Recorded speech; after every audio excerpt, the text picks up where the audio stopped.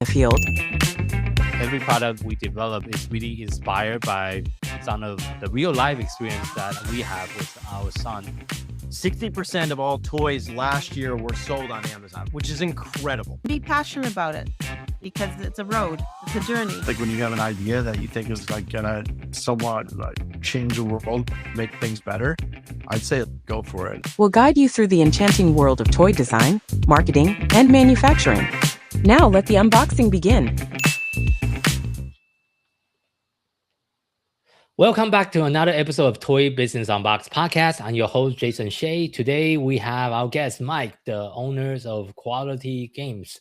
Mike started the company with a mission that's pretty straightforward, but it's a little bit uncommon in the hobby world, is to make board games that actually speak to people that have been left out of it, especially the communities of colors. And in today's conversation, we're going to get into what does it look like to build a board game company from scratch, and some of the struggle and some of the lessons that Mike have learned along the way. So thank you so much for joining us on the podcast today, Mike. Thanks for having me. So first, can you take our audience back to the very beginning? What made you want to start a board game company to begin with, and why creating all the games that you are creating right now? Well, we started in 2017. I wanted to find an outlet to be able to have a secondary income because no job is guaranteed. So this is not my full-time job. So I started the company, started designing a couple games, and then I found out it's probably not going to be as lucrative and profitable as other businesses, but I fell in love with what I'm doing quickly. So I decided to keep going with it, especially because there were rarely any board game publishers out there that I saw that was more of a minority owned and speaking to like people of color or things that I like music, because I used to be in the music industry. So I wanted to really reach out to people of color and start from their communities that were not really represented within the board game hobby industry. Yeah, for sure. And what is the first game that you have designed and put it in the marketplace? Oh, the first game that we put into the marketplace was a game called Upstaged, and we launched that in basically December 2019, January 2020. It's this small box game, and it's about trying to form a trio of superstars. So we wanted to make an easy, accessible game for families. So we have both an easy mode and a quote unquote harder mode, but it's a gateway game. It's quick. It's a nice filler game to introduce people to the hobby, just like our mission says.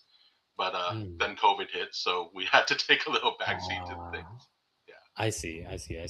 Well, I think this is going to add a little bit more context to our conversation today. Can you, since you just have the game next to you, can you also kind of just do a mini demo on how the game is being played, the rule, the gameplay around it? Yeah, sure.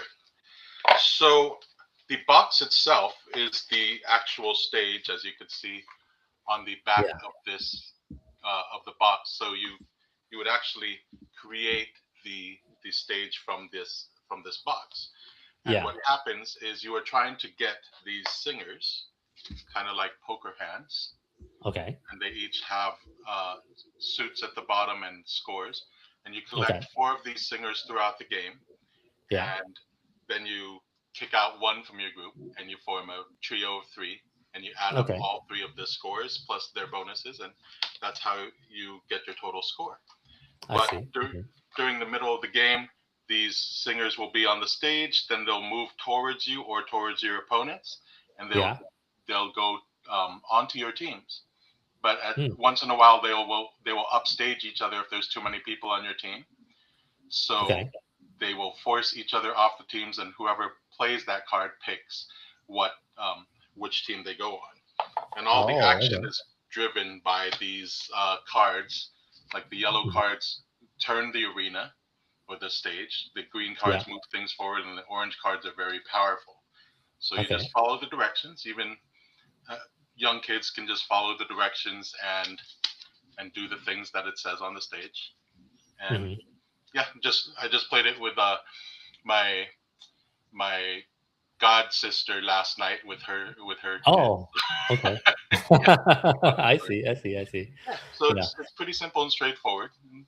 Teams How up. long is the gameplay, and do you have like a target age group in mind for this game?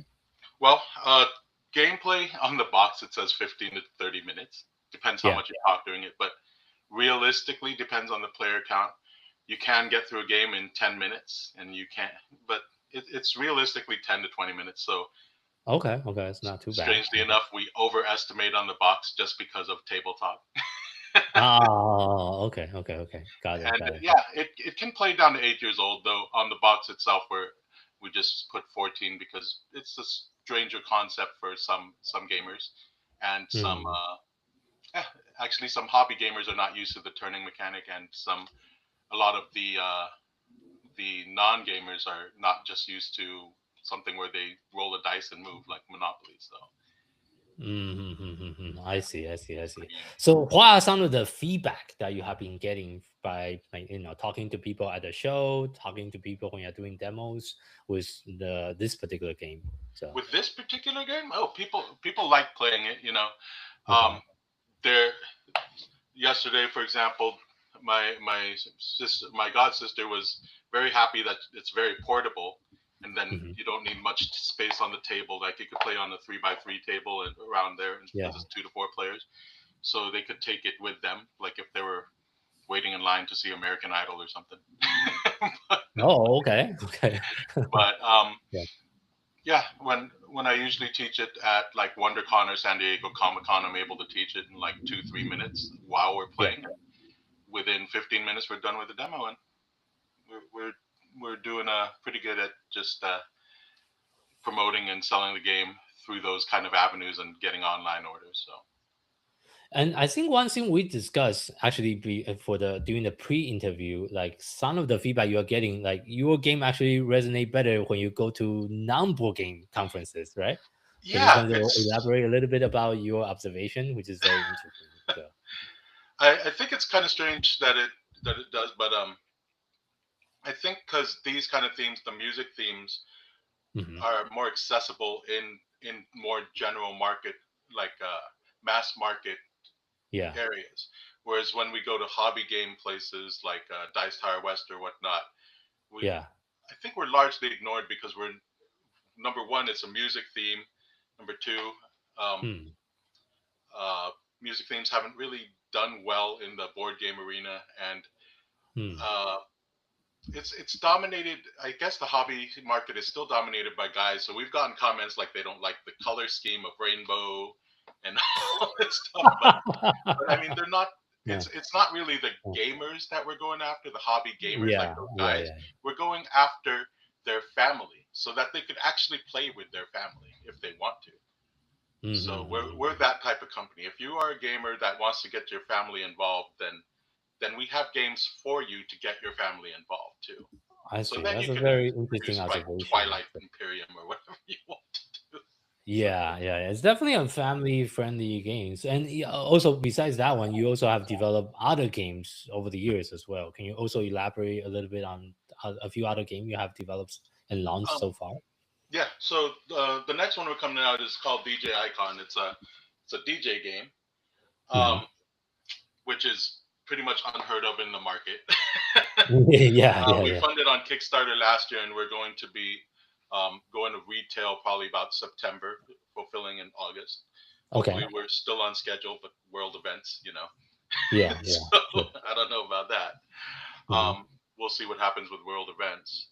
Um, Mhm. but the reception on that has been within the hobby game industry. It has been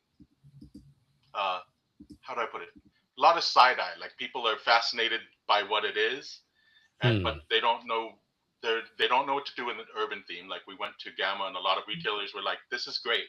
I've never played anything like this. The mechanics are amazing. The game plays easy. It plays 8 people quickly, and it's Yeah. strategic. It's not a party game." But we Yeah. don't. But the hobby game market is like we're not sure if our audience will respond to this. Hmm. Yeah. Whereas Okay. But when we go yeah. to San Diego Comic Con or anything, our tables are full all day, and we're running like 4 tables and Yeah. we're getting hundreds of email signups. So nobody's shying Oh. away from us at Comic-Con. Yeah. We're Okay, wondering. so maybe that's a better event to go to going forward. It's definitely a better event to go to, Yeah. but we still have to go through the hobby market to get the legitimacy and to get the momentum and the Kickstarter. And that's because WonderCon and San Diego Comic-Con, you could get all the emails you want, but they don't back on Kickstarter as much. They're waiting for the retail. So we still have to go through Kickstarter to get enough hobby gamers to get it produced, which we did, and we're gonna do. And we're confident that once we have in-person product, we're gonna go to a lot of, for example, Filipino shows. I'm Filipino, so there's a lot of groundswell support for Filipino-made products, and I'm confident that once they not only realize, well, yeah, Filipino-made, but that it's a really fun game, then things will take off very, very quickly in the markets that we are intending to finally be in. So. I see. So you kind of mentioned it a little bit earlier in our conversation, but who exactly are you trying to build your game for? Can you paint us a picture of like the ideal customer or the player that you have in mind?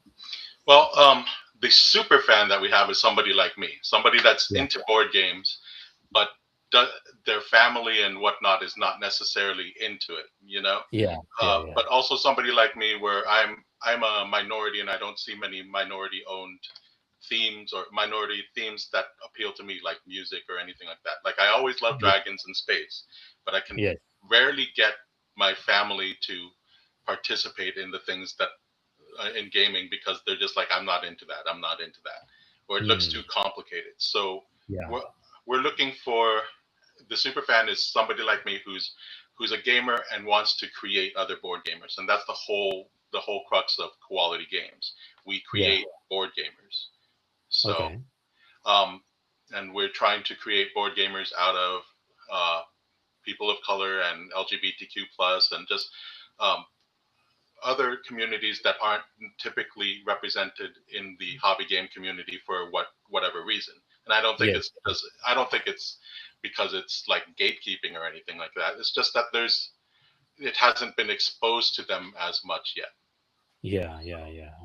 Okay. That's a very interesting observation.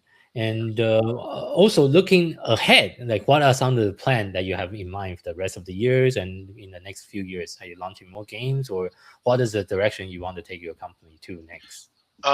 Well, we're going to hopefully start a third game that we already are playtesting and developing. It's a racing game. So it's a very simple racing game that even I was playtesting with my 6-year-old nephew, and it involves toy cars. So, Let's see. But we're hoping to launch that maybe early next year, and it'll be a mass market game that's accessible to everyone. And I've been able to teach it to people within 30 seconds. So okay. That's good. That's promising. Yeah. People understand it quickly. So. Okay, that's good. And one thing I want to bring up, it might be a little bit controversial, because you also during the pre-interview, you mentioned you got some advice from designer who told you that featuring prominent African American characters on the cover could hurt sales. How do you respond to that, and what do you think about it? I mean, it was so what the context of what happened was I was at an industry trade show, and everybody's displaying their games, and we are getting a lot of eyes on our product, but nobody's necessarily sitting down. Some people would sit down. Some of the retailers would sit down, and for example, a lot of the wives of the retailers would sit down because they see that our table is empty, and then they'd actually play, and they're like, this is great, this is amazing. Let me bring my husband over. Let me bring over the person that owns the store, and they bring them over, and they'd be like, this is a really good game. And we're talking about DJ Icon. DJ Icon. Okay. This is the cover, just as a reference. This guy was how I used to have my hair, or at least tried to have my hair. So he's prominent on the cover. But as the days were going on, some retailers were saying, it's a 2 to 8 player game. It's It's strategic, it's quick, it's really fun, it's really unique. But I don't know how I'm going to be able to market this within my store. And they would just leave it at that. And it's just because most of them were like, it doesn't fit in any, it doesn't look like Categories? anything else in our store. But they were Okay. really excited about it. And so I try to just get their email and everything, but it's just different. There, some would tell me music games don't sell and Yeah. so forth. But on the last day, somebody within the industry that's African American came up. They played the game. We had a great time, and he told me that Yeah. there's 3 issues that he could see with it. Number one, Okay. he said, number one, it's an urban theme, and there's not many Yeah. urban theme or urban theme like Okay. gamers out there that Yeah. that like urban theme. Like there's a lot more of a rock based audience that are starting to play all those rock band games, and I Okay. understand it. Okay. But Yeah. because the last time I checked, which was a few years ago, the hobby game industry was 85% white to older middle aged male, who usually is Yeah. into rock music. So Yeah. this doesn't appeal to them. Yeah. Second thing he said was that they look at the game and it's on a turntable. So this Yeah. is it's on a turntable and the record actually spins. Yes. But looking at it, it's a set collection game. It's simultaneous reveal, and there's a turn system where you have to grab the mic and you don't take simultaneous turns. So it's very unique in that. And I know the word unique is something that you don't want to use unless you know it is, but it pretty much is. There's rarely any game that you're not going in clockwise order, you're grabbing the mic. So people are watching gameplay or they're looking at the game, he said.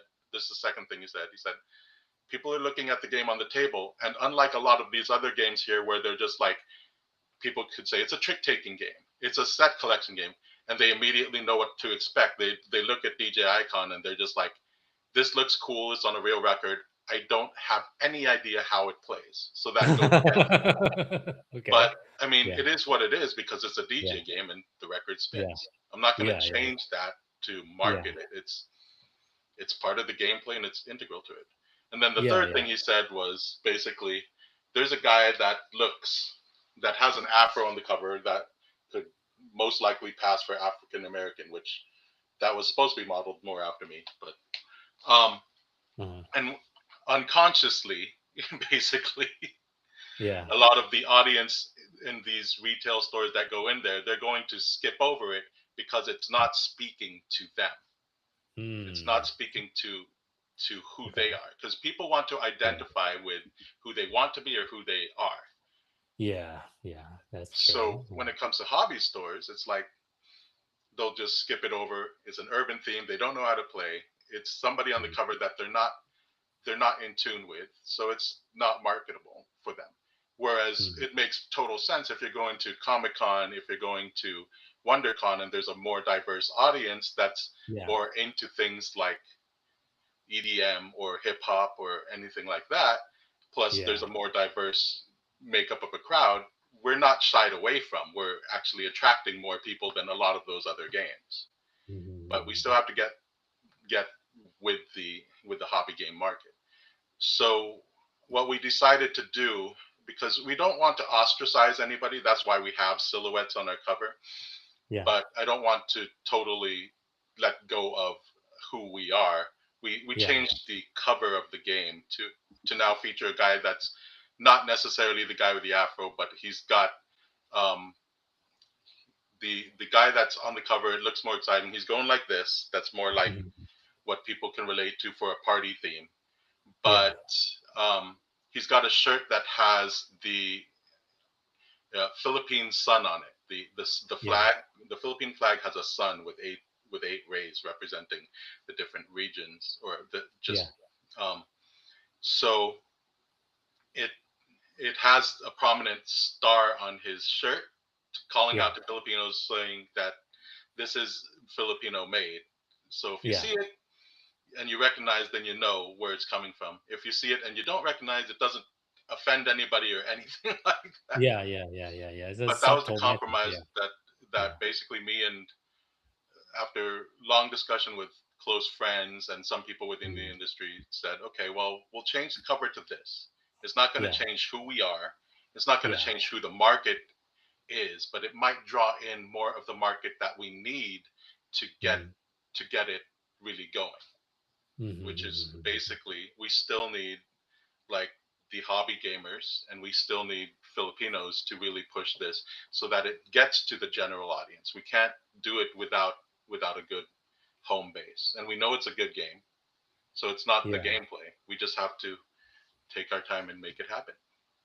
Yeah, and just like you mentioned, beyond the cover art issues, you also running into wall when you're introducing like scene or mechanism people just not familiar with in a hobby game kind of a space, I guess. Yeah, so, I mean, they say that you should innovate and not invent, and that you should, for example, if you're going to change one thing to innovate, you should just change one thing so there's that familiarity. And I agree with that wholeheartedly. If you're a board game designer or publisher, you should do that. But if you create a game where naturally, if you, for example, we just made the DJ game.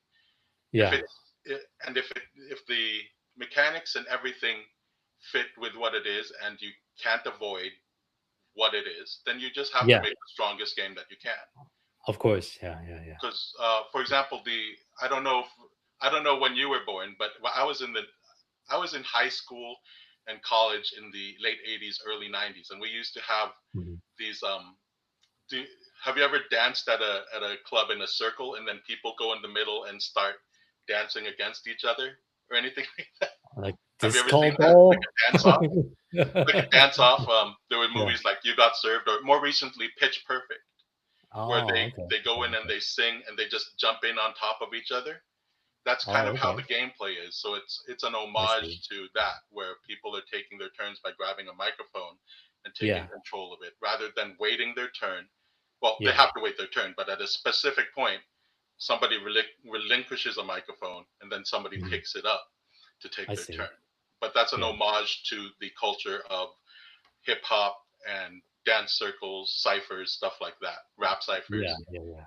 And it's thematic and it's within the mechanics, but it's not common in board games. Yeah, not very common in board game. And I also want to kind of dive in a little bit where you mentioned like the music theme game are usually tougher to sell apparently in our industry. What is the story behind that? Why? I have no idea what the story behind that is, but multiple publishers and industry people have told me, and I look at the stats throughout the years, that music games are hard to sell. Okay.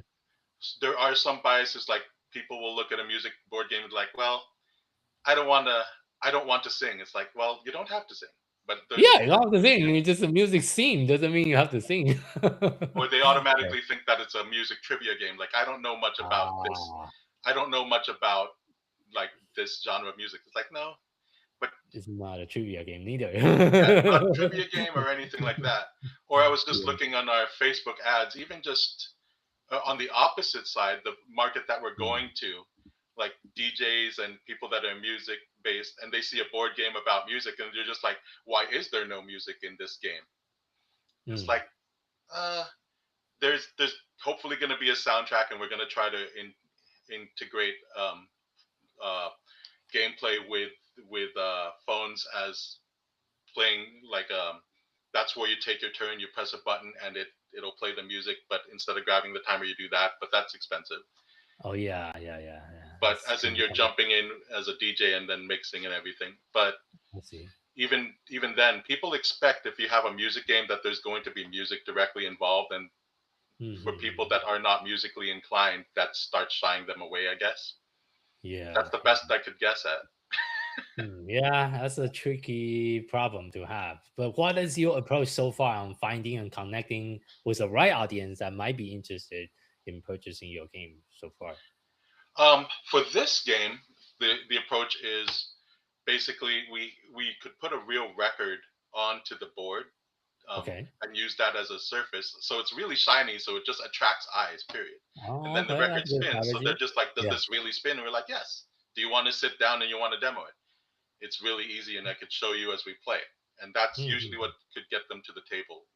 Oh, okay. And maybe a different show instead of the hobby show. Go to more of a Comic-Con show or more of a show for general public, maybe. So, exactly. So it works there. And for upstage, for example, if they're like, it literally says on the, or somewhere on the marketing, like, you don't have to sing. You don't have to Yeah, sing. yeah, And we say that you're a judge. So you're yeah. the person judging them. So judging the singers. I see, I see, I see. But what is your long-term vision for the company? What does success will look like for you, not just in terms of sales, but in terms of the impact you are trying to make? Well, I mean, sales will be sales, and hopefully we'll make profit and be able to keep the company going, right? Yeah, And yeah, yeah. we'll keep it as long as we can, and maybe even in the future, if somebody wants to buy us out in a few years, if we're that successful, then I'll consider that and move on to the next thing. But what real success would look like to me is to get this game out there to communities that are within the hobby game community and beyond that. So, for example, within the hobby game community, the people that want to create board gamers themselves, the people that are like, I can't get my wife and kids to play a game usually, but I can get them to play your game. So at least that person, a hobby gamer like me, gets to enjoy their hobby with their family once in a while. And then beyond that, it's people that just haven't been exposed to board games other than Monopoly or Clue or anything like that. They might have heard of Catan, but they're a little bit more scared of it, and they're just like, I don't know what this is. This looks more complicated. Whereas try to present, well, this is a DJ game and it spins. You just follow the directions on the cards and you'll be okay. Yeah, And, yeah, yeah. But there's a lot more hidden in it, where with the set collection and these bonus structures, the mechanics are really simple, but the thinking behind it of what you're trying to collect, what you're trying to do, is where the hobby gamers really live, and you turn them into hobby gamers. So success to me would look like creating more and more hobby gamers to the point where if they play Upstaged or DJ Icon, the success of it would be if they ask, what else do you have that I can play that you think I'd like? And then a hobby gamer would be like, well, I know that you like this about this game. I could try Wingspan with you. I can try Clank with you, you know? Yeah, yeah. And Okay. that would be the ultimate success. Getting those people that aren't really into board games to ask their friend that is into board games, what else can I play with you? I want you to teach me all about your world. Okay. Yeah, that's definitely a great vision of where you want the company to head to. So as we're kind of wrapping up today's interview here, if you have to share one piece of advice with someone else that's just getting started within the toys and game industry, what would that be? That's getting into the industry. Yes. Make sure you know what you want to do in the industry. If you want to be a Okay. designer and not a publisher, like if you don't want to do the business side, then just stay designer. Yeah. If you want to be a publisher, then understand that you may not be able to design games as much, but you'll have to know a lot about everything. Stuff. So Yes. early on, decide what route you really want to do and stick with it and learn it the best you can, because that's a good advice. there's many hats to wear, and it takes a lot of time and a lot of heart and effort. So and it's not and it's also a difficult business to scale because it does require a lot of time and also capital to invest into the inventory as well. So exactly. So okay, but thank you so much for showing and sharing your journey, your experience, and some of your lesson that you learned. For those of our audience would love to learn a little bit more about you and your company, where is the best place for people to find you online? The best place to find us online would be at koalatie.com, and it's spelled like the animal koala, and then the word tie, Tie. So, but it reads Koalatie. It's because my wife is my little koala, and she calls me Sweetie, so it's a combination of things. But koalatie.com, or you could look up on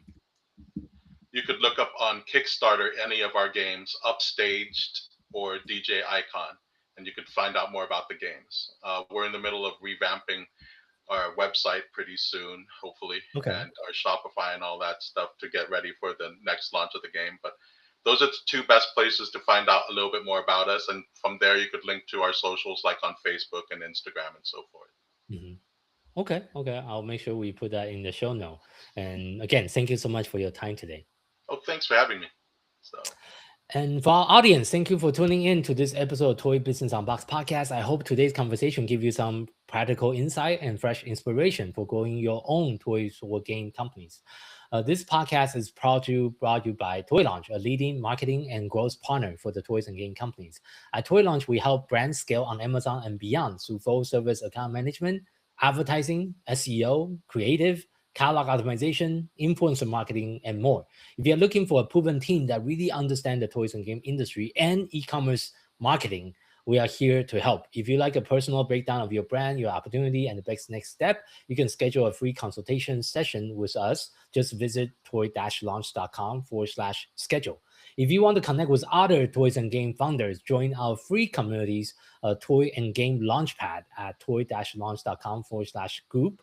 For more resource update and industry insight, visit us anytime at our official homepage.